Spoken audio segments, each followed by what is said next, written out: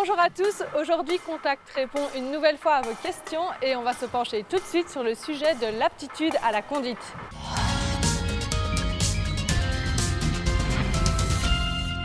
Bonjour, je viens vers vous car je trouve que mon grand-père commence à devenir un peu trop âgé pour la conduite et je me demandais si vous aviez quelques conseils à lui donner.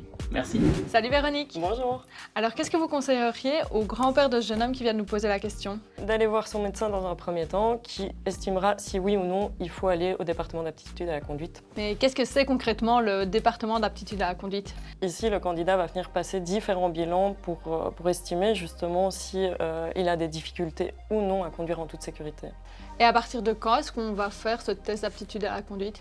À partir du moment donné où l'état de santé peut impacter la conduite automobile. Et donc finalement, ce test, il n'a rien à voir avec l'âge? Non, l'âge n'a rien à voir là-dedans. Il y a des personnes de 90 ans qu'on rencontre ici qui conduisent très bien et qui n'ont pas forcément de gros problèmes de santé. Au DAC, on rencontre tout type de pathologies comme des AVC, des paraplégies, des problèmes de vue, une maladie d'Alzheimer.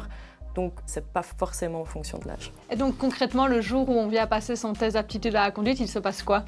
Alors, il va passer différents bilans au sein de nos départements en fonction de son état de santé. Donc, ça peut être des bilans neuropsychologiques, un bilan médical, mais quoi qu'il en soit, il y aura toujours un test sur route. Et ici, ce sera surtout pour estimer s'il faut des adaptations ou autres aménagements au niveau du véhicule. Et donc, je sais que certaines personnes peuvent avoir un peu peur du test d'aptitude à la conduite. Elles ont un peu l'impression qu'après ça, elles vont peut-être perdre leur permis. Est-ce qu'elles ont raison de s'inquiéter?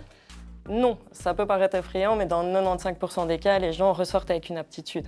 Donc ici, on est surtout là pour trouver des solutions, c'est-à-dire par exemple quelqu'un qui a perdu l'usage de ses jambes, on va partir sur des adaptations, ou une personne âgée qui a plus de difficultés à conduire dans la nuit, c'est une restriction qu'on peut mettre aussi. Donc 9 fois sur 10, on trouve une adaptation. Exactement.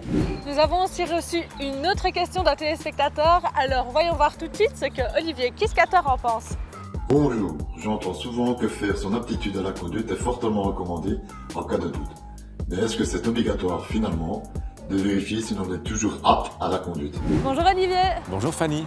Est-ce que tu peux me dire si c'est une obligation légale que de faire tester son aptitude à la conduite? Alors ce qui est une obligation légale, c'est d'avoir un minimum d'aptitude à la conduite pour pouvoir conduire, que ce soit au moment où on passe le permis de conduire ou pendant toute la durée d'utilisation de celui-ci.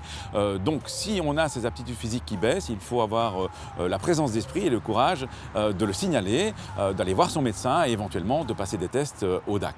Et donc quelles sont les conséquences si on ne respecte pas les adaptations et les consignes que la DAC ou le médecin nous a prescrits? Alors il y a des risques au niveau pénal, bien entendu, amende, éventuellement déchéance du permis de conduire. On augmente aussi le risque d'accident pour soi-même et pour les autres. Si l'affection dont on souffre est assez sérieuse, je pense par exemple à des gros problèmes de vue, ce serait dangereux pour les autres de se garder derrière le volant. Et il y a aussi un risque sous-estimé, c'est celui de l'assurance, à savoir qu'un assureur vous assure à condition que vous soyez honnête avec lui, que vous ne conduisiez que si vous êtes apte à le faire. Et donc cet assureur pourrait se retourner contre vous et vous réclamer toutes les sommes qu'il aurait payées à des tiers, par exemple. Alors on a encore une dernière question d'un téléspectateur qui se demande combien de temps il a exactement entre le moment où il reçoit la décision du médecin ou de la DAC et le moment où il doit faire adapter son véhicule.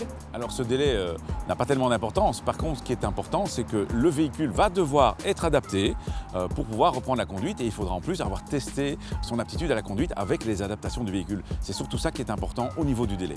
Et voilà, Contact vous répond, c'est déjà terminé pour aujourd'hui. Si vous avez encore des questions, vous pouvez nous les poser tout de suite en scannant le QR code qui s'affiche juste au bas de votre écran. Moi, je vous dis à la semaine prochaine et d'ici là, soyez prudents.